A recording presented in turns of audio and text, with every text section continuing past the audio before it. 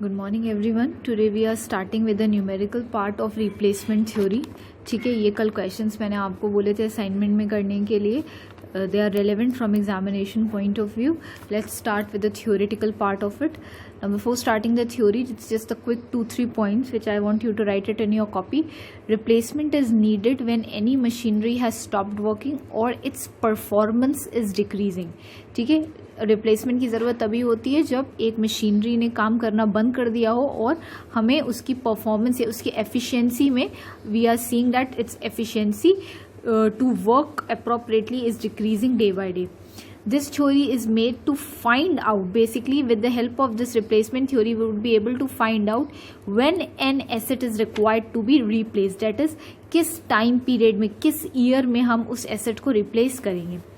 Now this is very important part. Replacement problem is categorized into two parts. First part is replacement of item that deteriorates gradually, जो धीरे धीरे आपका उसकी efficiency कम होती जाती है. Replacement of item breaking down suddenly. Okay, इसको भी फिर दो पार्ट्स में डिवाइडेड किया गया, that is without change in money value and with change in money value. Without change in money value मतलब हमको पैसे से we are not considering the present value of money here. ठीक है, इसको हम कहते हैं without change in money value. जब हम with change in money value की बात करेंगे तो हम PVIF factor, that is present value factor, जो हमने एफएम फाइनेंशियल मैनेजमेंट में पढ़ा था, हम उससे भी कंसिडर करेंगे. ठीक है, तो here I am not discussing about अभी with change in money value. पहले हम पार्ट पढ़ेंगे without change in money value. ठीक है, और उसमें भी सबसे पहले हम starting with this first part, replacement of item that deteriorates gradually. ठीक है ना, इसमें कुछ एक टर्म्स जो यूज होंगे आपके वो है, पहला capital cost of the asset, it would be represented by C, capital C, इसको फुल फॉर्म है capital cost of asset. Then scrap value at the end, scrap value, आप स्क्रैप वैल्यू का दूसरा मीनिंग होता है resale value, it is represented by S. ठीक है, sometimes are भी दिया होगा क्वेश्चन में. ठीक है, तो R also stands for resale value and it is same as scrap value. Next is operating cost of asset. ठीक है, ऑपरेटिंग कॉस्ट के बहुत सारे नाम होते हैं. रनिंग कॉस्ट, आप चाहे तो आप अपने कॉपी में लिख सकते हैं. ऑपरेटिंग कॉस्ट के जगह पे क्वेश्चन में कभी कभी दिया रहता है running cost. Sometimes it's also written maintenance cost, तभी इसमें एम कैपिटल है. ठीक है, और operating cost. So operating cost of assets is denoted by M and operating cost के डिफरेंट नेम्स है running cost and maintenance cost. Last है optimum replacement period, जिस पीरियड में आप या जिस ईयर के एंड में आप मशीन को रिप्लेस करेंगे उसको स्मॉल एन भी डिनोट करते हैं. ठीक है, now we are starting with this first part, replacement of item that deteriorates gradually and without change in money value, without change in money value. Now this is my question. Question number 1, a truck owner finds from his past records that the maintenance cost of truck, bracket में whose purchase price is ₹3 lakh. ये purchase price आपकी क्या दी है, capital cost of the asset. ठीक है, that means whose purchase price is ₹3 lakh, that is we are C is here given. ठीक है, ये हमें सी गिवन है. ठीक है, during the first 8 years of its life. ठीक है, दैट मीन्स उस ट्रक की लाइफ या उस एसेट की लाइफ कितनी है, 8 years की. And the resale price at the end of each year is as follows. ठीक है, ईयर गिवन है 1, 2, 3, 4, 5, 6, 7, 8. ठीक है, maintenance cost, maintenance cost M से डिनोट हो रही थी यहाँ पे, इसको हम ऑपरेटिंग कॉस्ट भी कहते हैं. रनिंग कॉस्ट भी कभी कभी क्वेश्चन में दी रहती है. First year 36,000, 48,000, 60,000, 72,000, 84,000, 96,000, 1,08,000, 1,20,000. बहुत सही से नंबर्स कॉपी करिएगा. Next is resale price rupees में गिवन है. रीसेल प्राइस को हम स्क्रैप वैल्यू भी कहते हैं. देख लीजिए यहाँ पे स्क्रैप वैल्यू लिखा था, इसको मैंने बोला था रीसेल प्राइस भी कहते हैं.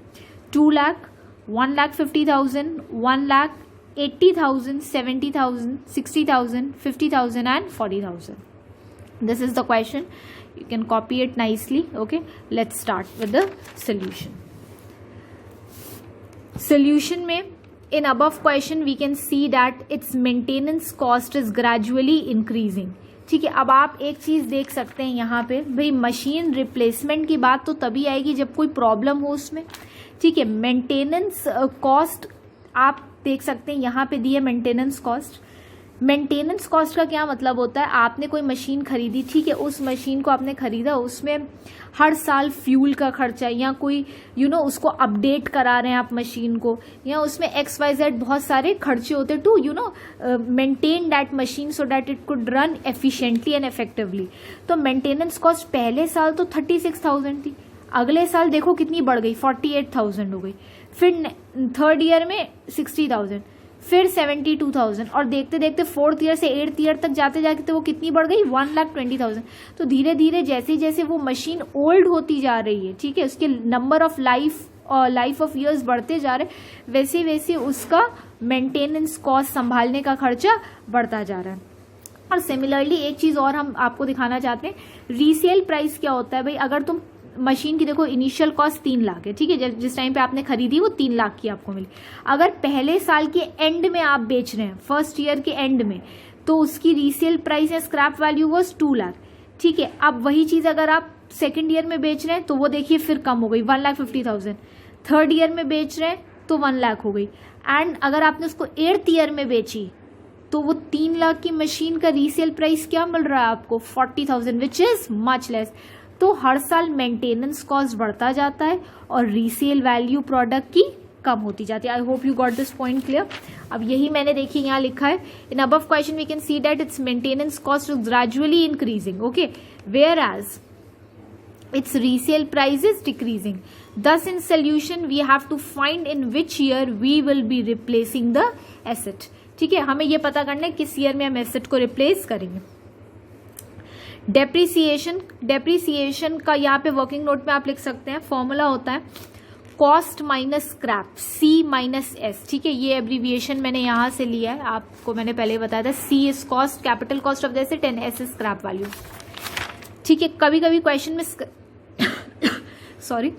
स्क्रैप वैल्यू की जगह रीसेल वैल्यू गिवन होगा, सो आपका फॉर्मूला क्या हो जाएगा, कॉस्ट माइनस स्क्रैप वैल्यू। इस केस में कॉस्ट आपकी कॉमन रहेगी because it is given 3 lakh, okay. यहाँ पे देख लीजिए क्वेश्चन में कॉस्ट दी है आपको 3 लाख रुपीज, ठीक है, और स्क्रैप वैल्यू रीसेल वैल्यू भी आपको गिवन है, ठीक है। अब दूसरी चीज कुछ और ये फॉर्मूले हैं जो मैं जब साइमल्टेनियसली आपको क्वेश्चन सॉल्व कराऊंगी तब मैं आपको बताऊंगी, but if you want you can write it. Total cost का लिख लीजिए is equals to cumulative maintenance cost plus depreciation, this is cumulative maintenance cost plus depreciation, and average cost per year का formula है total cost divide by year, ठीक है। So now in next video I would be starting with the main solution. Okay, in this video I would be starting with you. Here you wrote these basic formulas. Now we are starting with the main solution.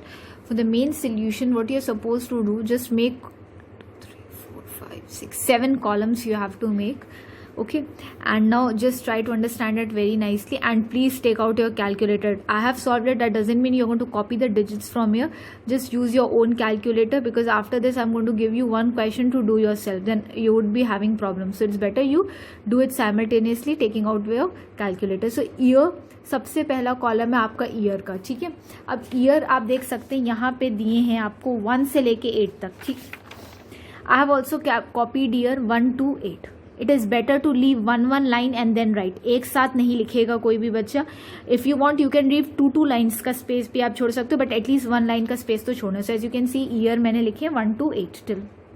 Then next है आपका maintenance cost, ठीक है। Maintenance cost भी देखिए आपको question में given है, इसकी जगह वर्ड्स होते हैं ऑपरेशनल कॉस्ट और समटाइम्स लिखा रहता है आपको रनिंग कॉस्ट, तो वही बात है।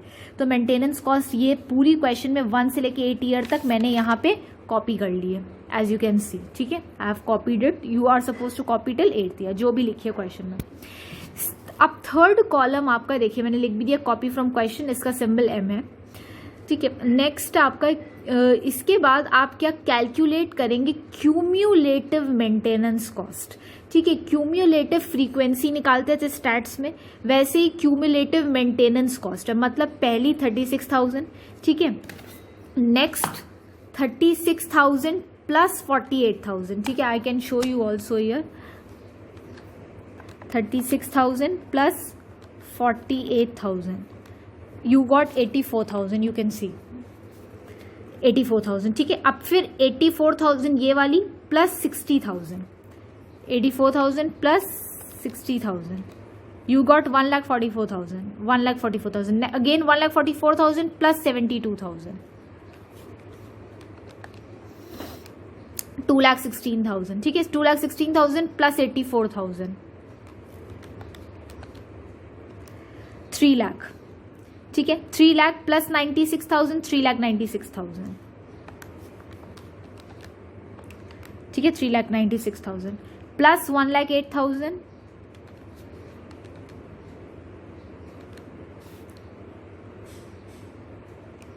5,04,000.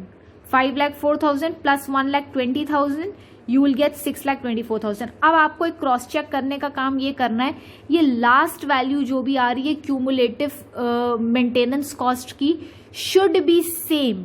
ठीक है, शुड बी सेम होनी चाहिए इसके टोटल के, तब आपने बिल्कुल सही निकाला है, अदरवाइज आपने कहीं गलत किया. तो आप क्वेश्चन में इसको आप ऐड करके देख सकते हो. 36,000 plus 48,000 plus 60,000 plus plus 72,000 plus 84,000 plus 96,000 plus 1,08,000. You are supposed to use your calculator and do it. 6,24,000 आ रहा है. ठीक है, इसका टोटल मैंने किया है, ये मेंटेनेंस कॉस्ट पूरी ऐड कर ली. लास्ट में मेरा टोटल 6,24,000 यहाँ पे आना चाहिए. ठीक है, 6,24,000 एंड दिस शुड मैच. अगर ये मैच करे that means you have done it correct, otherwise you have done it wrong and this should be correct. अगर ये गलत हुआ आपका तो आपका लास्ट तक आंसर गलत ही हो जाएगा पूरा. ओके, अब इसके बाद आप थर्ड कॉलम आपका हो गया. Fourth column resale value. Resale value again I have taken it from the question. यहाँ पे देखिए आपको रीसेल वैल्यू गिवन है, ये सारी मैंने कॉपी कर ली है क्वेश्चन से 1 to 8 years की. ठीक है, सेम आई हैव कॉपीड. इसके बाद नेक्स्ट कॉलम होता है आपका डेप्रीसिएशन का. ठीक है, डेप्रीसिएशन का फॉर्मूला मैं आपको यहाँ लिखवा चुकी हूँ. Depreciation is cost minus scrap value. Scrap value या रीसेल वैल्यू देखिए आपको हर साल की अलग दी हुई है, लेकिन cost, initial cost of capital is same, that is 3 lakh for every year, same रहेगा. तो अब आपको कुछ नहीं करना है, सिंपली डेप्रीसिएशन का फॉर्मूला कॉस्ट माइनस स्क्रैप. तो 3 लाख कॉस्ट है, that will remain same. So 3 lakh minus 2 lakh scrap या resale value, you will get 1 lakh. Then 3 lakh cost minus resale value 1,50,000, you will get 1,50,000 as depreciation. Next 3 lakh cost minus 1 lakh scrap, you will get 2 lakh as depreciation. Again 3 lakh cost minus 80,000, okay, as resale value you will get 2,20,000 as depreciation. Again 3 lakh minus 70,000, 70,000 is your resale value, you will get 2,30,000 as your depreciation. In next 3 lakh minus 60,000, 2,40,000 as depreciation. 3,50,000 scrap value minus कर लोगे 50,000, you will get 2,50,000 as depreciation. And last में 3 lakh cost of capital minus 40,000 as scrap value, you will get 2,60,000 as depreciation. अब देखिए आपको depreciation सारा मिल गया है. इसके बाद नेक्स्ट मैंने आपको फॉर्मूला लिखाया था टोटल कॉस्ट का. टोटल कॉस्ट का फॉर्मूला लिखाया था cumulative maintenance cost plus depreciation. ठीक है, तो अब मेरा नेक्स्ट कॉलम है, that is 2 3 4 5, this is my 6th column जिसका नाम है टोटल कॉस्ट. टोटल कॉस्ट का फॉर्मूला मैं आपको लिखा चुकी हूँ, cumulative maintenance cost plus depreciation. ये आपकी क्यूम्यूलेटिव मेंटेनेंस कॉस्ट है. इन सारे ईयर्स को हम किससे प्लस करेंगे, डेप्रीसिएशन. तो पहले साल का देखिए 36,000 plus depreciation is 1 lakh, you will gate 1,36,000. Next year का देखिए 84,000 cumulative maintenance cost plus depreciation 1,50,000. You will get 2,34,000. Please do it in your calculator yourself. Next है आपका 1,44,000 cumulative maintenance cost plus 2 lakh. ठीक है, you will get 3,44,000 as total cost. Next 2,16,000 cumulative maintenance cost plus depreciation. 2,20,000, 4,36,000. इसे बहुत ध्यान से करना, बच्चे कंफ्यूज होकर रीसेल में कभी कभी ऐड कर देते हैं. प्लीज बहुत ध्यान से करिएगा. मैं आपको ट्रिक बता सकती हूँ, यूज योर 2 फिंगर्स, अपने ही 2 फिंगर्स रख लो. ठीक है, तो then you won't be adding wrong. तो जैसे 2,16,000 cumulative maintenance cost plus 1 finger रख लो डेप्रीसिएशन में. Just keep on adding in the calculator. 2,16,000 plus 2,20,000, you will get 4,36,000. then 3 lakh plus 2,30,000, you will get 5,30,000. Then 3,96,000 plus 2,40,000, you will get 6,36,000. And last is second last is 5,04,000 cumulative maintenance cost plus depreciation है आपका 2,50,000 का, you will get total cost as 7,54,000. Last is 6,24,000 का cumulative maintenance cost plus 2,60,000 depreciation, so you'll get 8,84,000. इससे आप ये देख सकते हैं हमें क्या मिल गया, हमारा टोटल कॉस्ट. ठीक है, इन नेक्स्ट वीडियो हम आपको आगे बताएंगे लास्ट कॉलम कैसे कैलकुलेट करना है, that is average cost per year. I hope you got this concept of total cost clear. Okay, now in this video I have in the previous video we already calculated total cost. Now last column is average cost per year. ठीक है, average cost per year का भी formula मैंने आपको लिखवा दिया था, total cost divide by year. ठीक है, तो अब इसको कुछ नहीं करना. टोटल कॉस्ट पहले साल की इज 1,36,000 डिवाइड बाय ईयर. पहला ईयर क्या है 1, so you will gate 1,36,000. Next total cost is 2,34,000, year is 2, so 2,34,000 divide by 2, you will get 1,17,000. ठीक है, next total cost is 3,44,000 divide by 3, you will get 1,14,667. 3,44,000, ये देखिए 1,14,666.6 आ रहा है, तो मैंने से 1,14,667 कर दिया है. ठीक है, नेक्स्ट है आपका 4,36,000 total cost divide by year 4, 1,09,000 average cost. Then 5,30,000 total cost divide by 5, you will get 1,06,000 as average cost. Then 6,36,000, ठीक है, total cost है, divide by 6, you will get 1,06,000. 7,54,000 divide by 7, ठीक है, 7,54,000 divide by 7. Here I am getting 1,07,714. Point के बाद 2 है तो मैं इसे कंसिडर नहीं कर रहे हैं. ठीक है, 1,07,714 you can C. Last is 8,84,000 divide by 8, so you'll get 1,10,500. ये हमें क्या मिल गई, एवरेज कॉस्ट पर ईयर हर साल की. अब हम आएंगे अपना डिसीजन लेने पे कि हमें किस ईयर में ये मशीन को रिप्लेस करना है, और वो डिसीजन आपका हमेशा एवरेज कॉस्ट पर ईयर के बेसिस पे कंप्यूट होता है. ये हमेशा आप याद कर सकते हैं that the decision to replace the machine is always calculated on the basis of average cost. देखिए मैंने यहाँ लिखा भी है, with the help of average cost per year we will find that in which year, किस year में we will replace our old asset या truck with the purchase of new asset. ठीक है, अब आप यहाँ पे, पहले मैं आपको सिखा रही हूँ कैसे जज करते हैं हम इसे. अब आप यहाँ पे देख सकते हैं एवरेज कॉस्ट पहले साल में 1,36,000 थी. ठीक है, फिर क्या हो गई, डिक्रीज हो रही है, एवरेज कॉस्ट डिक्रीज होती जाती है. ठीक है, आपकी डिक्रीज हो रही है. नेक्स्ट ईयर में क्या हो गई, 1,17,000. फिर डिक्रीज हो गई, थर्ड ईयर में 1,14,000 समथिंग हो गई. फिर डिक्रीज होके 1,09,000 हो गई. फिर डिक्रीज होके 1,06,000. देन अब यहाँ पे देखिए, यहाँ पे ये क्या हो रही है, फिफ्थ ईयर में इट इज 1,06,000, सिक्स्थ ईयर में इट इज ऑल्सो 1,06,000. तो कांस्टेंट हुई है, दिख रही है, कांस्टेंट है, सेम है, जो कि हर क्वेश्चन में तो नहीं होगा. ठीक है, इस क्वेश्चन में क्या कांस्टेंट है. अब इसके बाद देखिए फिर क्या हो गया, सेवेंथ ईयर में 1,07,000 इंक्रीज हो रही है हमारी एवरेज कॉस्ट, और फिर एट्थ ईयर में 1,10,000. तो the moment it stops increasing, the moment it stops decreasing, ठीक है, और इट बिकम्स कांस्टेंट, उस ईयर को मैं चूज कर लूंगी. यहाँ पे देखिए एक फिफ्थ ईयर तक वो डिक्रीज हो रही थी, सिक्स्थ ईयर में वो कांस्टेंट हो गई. From seventh year it start increasing again.